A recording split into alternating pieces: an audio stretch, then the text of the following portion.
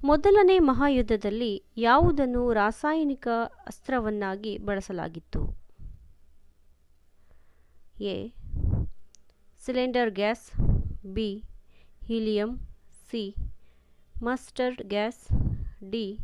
Carbon.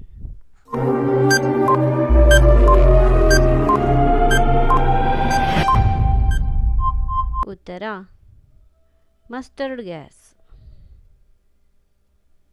ಮೂತ್ರ ವಿಸರ್ಜನಾ ವ್ಯವಸ್ಥೆಯ ಅಧ್ಯಯನಕ್ಕೆ ಏನೆಂದು ಕರೆಯುವರು? A. Cardiology, B. Neurology, C. Gynaecology, D. Urology.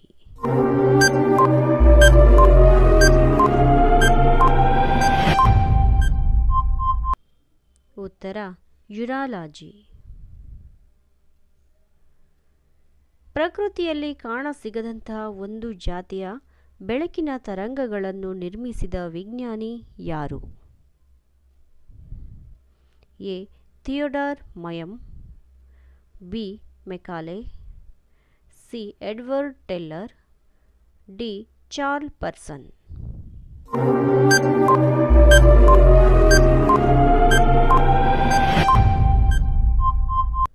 ಉತ್ತರ ಥಿಯೋಡಾರ್ ಮಯಮ್.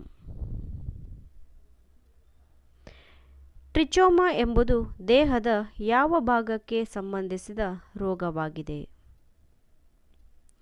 ಎ. Kiwi, B. ಕಣ್ಣು, ಸಿ. ಮೂಗು, ಡಿ.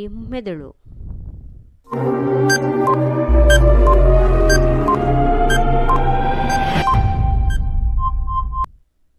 ಉತ್ತರ ಕಣ್ಣು. ಬೆಕ್ಕಿನಂತಹ ಪ್ರಾಣಿಗಳು ಹೆಚ್ಚಾಗಿ ಕಂಡುಬರುವ ಪ್ರದೇಶ ಯಾವುದು? ಎ. ದಕ್ಷಿಣ ಅಮೆರಿಕಾ, ಬಿ. ಉತ್ತರ ಅಮೆರಿಕಾ, ಸಿ. ದಕ್ಷಿಣ ಆಫ್ರಿಕಾ, ಡಿ. ಭಾರತ.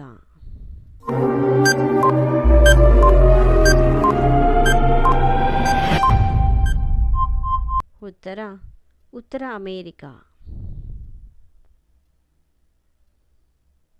ಹೈಡ್ರೋಜನ್ ಬಾಂಬನ್ನು ಕಂಡುಹಿಡಿದವರು ಯಾರು? ಎ. ಹರ್ಬನ್ ನಸ್ಟ್, ಬಿ. ಲಿಯೋ ಕಿಜಿಮ್ವಿನಿಡ್, C. Edward Teller, D. Louis Pasteur.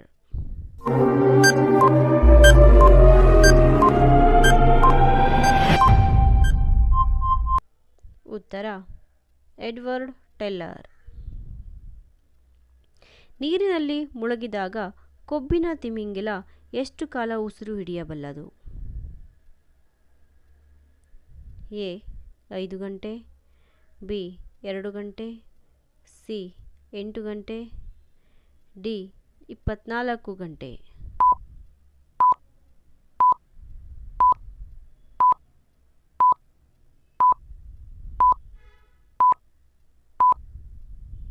ಉತ್ತರ 2 ಗಂಟೆ.